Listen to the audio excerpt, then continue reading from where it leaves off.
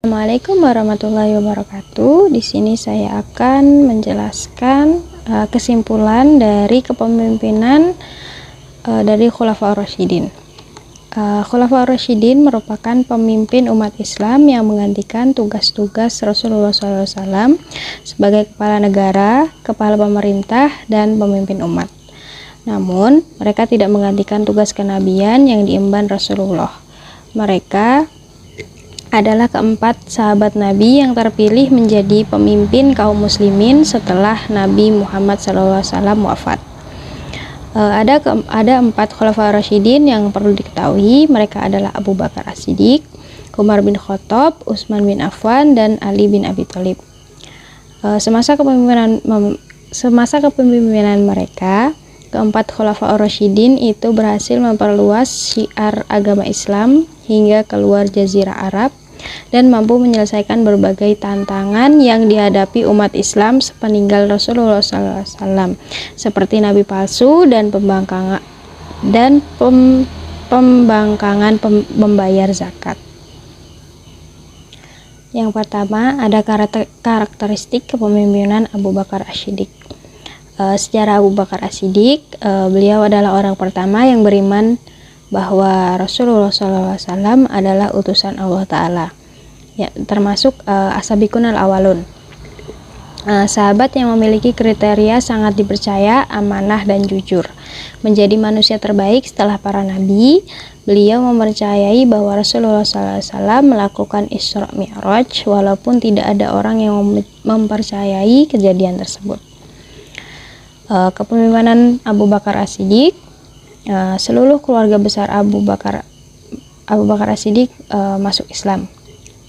Beliau menunjukkan keahlian dalam berdakwah, kecerdasan beliau dalam mengingat sebuah nasab, menyatukan kembali suku-suku yang terpecah, pelestarian teks-teks tertulis menjadi kitab suci, perhimpunan zakat, tadi membasmi atau meniadakan nabi palsu Musailamah al-Kadzab, terus menjadi imam yang ditunjuk langsung oleh Rasulullah SAW. Beliau Abu Bakar As-Siddiq juga mendapatkan berbagai julukan. Yang pertama ada As-Siddiq atau dapat dipercaya, terus Al-Atiq, terbebas dari api neraka, As-Sahib, sahabat terdekat, Al-Atqah, sang pembela, yaitu membebaskan Bilal bin Rabah dari perbudakan. Yang terakhir ada Al-Awwah, atau kelembutan sifat Abu Bakar, takut yang mendalam kepada Allah. Karakteristik kepemimpinan Abu Bakar dikenal dengan sifatnya yang dermawan dan ikhlas. Sifat khusus pada kepemimpinan Abu Bakar, yang pertama ada siap dipimpin dan memimpin, tetap tenang dalam cacian dan memberikan timbal balik dengan elegan. Kedua, ada karakteristik kepemimpinan Umar bin Khattab. Beliau dikenal juga dengan Abu Hafs, juga merupakan panggilan yang diberikan oleh Rasulullah SAW dan memiliki arti anak singa karena Umar atau karena beliau adalah sosok yang kuat dan cepat. Yang kedua, kepemimpinan beliau adalah servant leadership atau kepemimpinan yang melayani rakyat. Listening, empati, awareness, atau stewardship. Yang ketiga, memiliki julukan singa padang pasir. Yang keempat, ada pada masa kepemimpinan beliau memiliki penyesalan terbesar, yaitu mengubur putrinya hidup-hidup. Setelah masuk Islam, beliau mendapat julukan Faruq atau pembeda yang hak dan batil. Masuk Islam di tahun ke-6 melalui jalur adiknya yang membaca surat At-Taha. Pada masa kekhalifahannya menguasai Persia dan Romawi. Pada karakteristik kepemimpinan Umar bin Khattab ini memiliki suatu ciri, yaitu sebagai pemimpin yang sangat sederhana.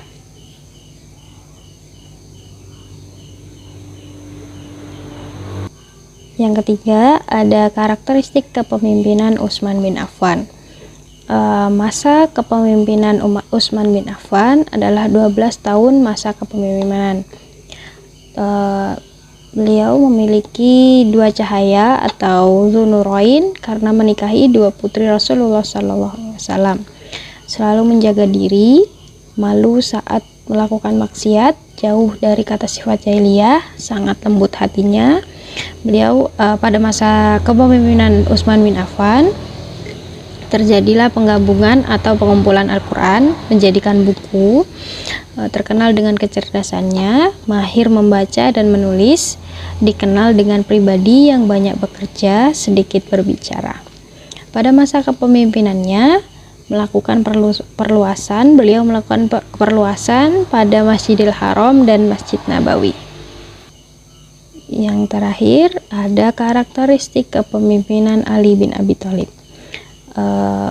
Pada masa kepemimpinan Ali bin Abi Thalib